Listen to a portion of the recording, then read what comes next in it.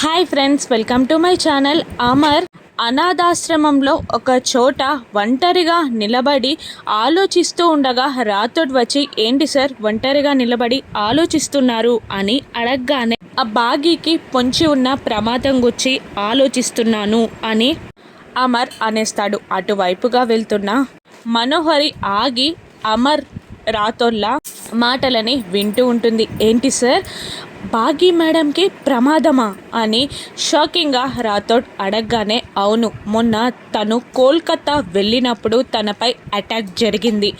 అక్కడికి ఎవరో అమ్మాయి వచ్చి బాగీని కాపాడింది అని చెప్పగానే రాథోడ్ ఈ మాటలన్నీ సీక్రెట్గా వింటున్న మనోహరి ఇద్దరు షాక్ అవుతారు. మనోహరి టెన్షన్ పడుతూ ఉంటుంది. తను చేపించిన అటాక్ గూర్చి అమర్కి తెలిసిపోయిందేమో అని. ఇక అమర్ మళ్ళీ మాట్లాడుతూ ఇలా అంటుంటాడు, ఆరుని చంపాలని చూసిన వాళ్ళే బాగీని చంపాలని చూస్తున్నారని నేను అనుకుంటున్నాను. ఎలాగైనా ఈసారి నేను బాగీని కాపాడుకోవాలి. ఆరుని చంపిన వాళ్ళని కనిపెట్టాలి. కానీ పాపం వాళ్ళకి తెలీదు.